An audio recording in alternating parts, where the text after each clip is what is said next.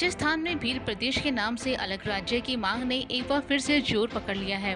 आदिवासी समुदाय ने राजस्थान, मध्य प्रदेश, गुजरात और महाराष्ट्र के 49 जिलों को मिला नए राज्य गठन की मांग की है। अपनी इन मांगों को लेकर आदिवासियों ने राजस्थान के मानगढ़ में महाजुटान का आयोजन किया है, जिसके बाद गुजरात से लेकर महाराष्ट्र तक की सियासी सरगर्मियां बढ़ गई हैं। कहा जा रहा है कि नए राज्यों की मांग के चलते 4 राज्यों के राजनीतिक समीकरण प्रभावित हो सकते हैं। इतना ही नहीं, इस महाजुटान के दौरान मंच से आह्वान किया गया कि आदिवासी अपना धर्म हिंदू न मानकर अलग धर्म को माने, व्रत और उपवास न करें, मंगलसूत्र और सिंदूर को छोड़कर शिक्षा पर फोकस करें।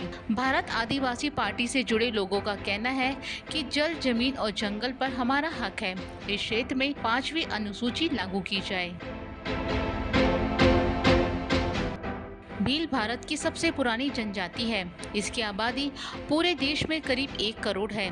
आज़ादी से पहले साल 1913 में भील प्रदेश की मांग हुई थी।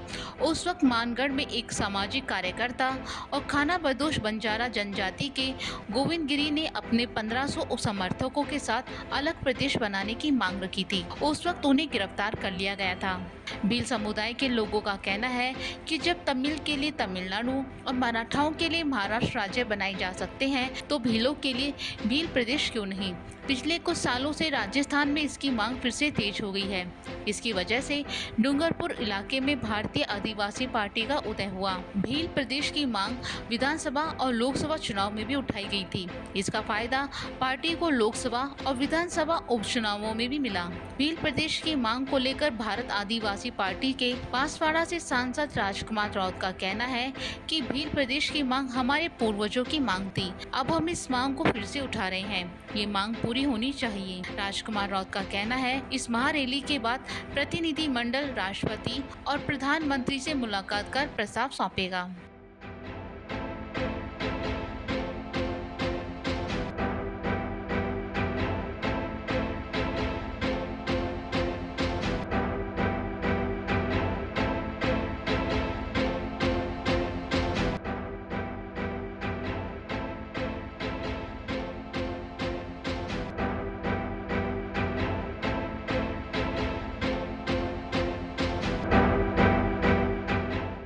नए राज्य की मांग को लेकर राजस्थान सरकार के जनजातीय मंत्री बाबूलाल खराडी ने भारत आदिवासी पार्टी की मांग को खारिज कर दिया है। उन्होंने कहा कि जाति के आधार पर राज्य का निर्माण नहीं किया जा सकता। ऐसा होने पर दूसरी जाति के लोगों की तरफ से मांगे उठने लगेंगी।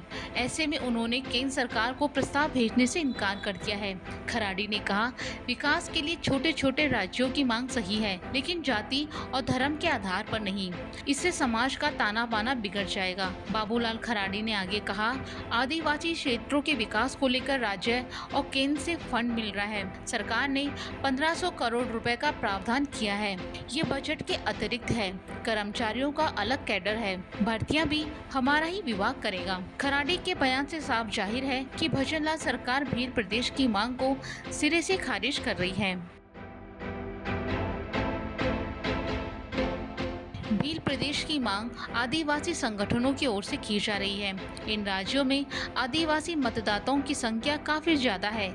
मसलन मध्य प्रदेश में 21.1%, गुजरात में 14.8%, राजस्थान में 13.4% और महाराष्ट्र में 9.3% के आसपास आदिवासी हैं, जो आसानी से विधानसभा और लोकसभा के चुनाव को प्रभावित करते हैं। ऐसे में सीटों के लिहाज से इन राज्यों में आदिवासी काफी मजबूत है। जिन राज्यों को काटकर भील प्रदेश बनाने की मांग की जा रही है, उन राज्यों में भाजपा और गठबंधन की सरकार है। गुजरात के जिन 12 राज्यों को भील प्रदेश में शामिल करने की मांग की जा रही है, उन जिलों में विधानसभा की 59 सीट अभी भाजपा के पास है। इसी तरह महाराष्ट्र के जिन जिलों को भील प्रदेश में शामिल किए जाने की मांग की जा रही है, वहाँ विधानसभा की 58 सीटें हैं, जिनमें से 42 सीट अभी एनडीए के पास है। महाराष्ट्र में इस साल और गुजरात में 2027 में विधानसभा के चुनाव होने हैं। ऐसे में अगर ये डिमांड तूल पकड़ता है, तो आने वाले वक्त में भाजपा की मुश्किलें इन इलाकों में बढ़ सकती हैं। भील प्रदेश की मांग पर भारत आदिवासी पार्टी को कांग्रेस का समर्थन मिला है। कांग्रेस नेता और पूर्व टीएडी मंत्री अर्जुन सिंह बावनिया का कहना है कि अलग भील प्रदेश की मांग जायज है और बनाना चाहिए, लेकिन ये केंद्र सरकार के विवेक पर निर्भर करता है। हम भी इसकी मांग करते हैं।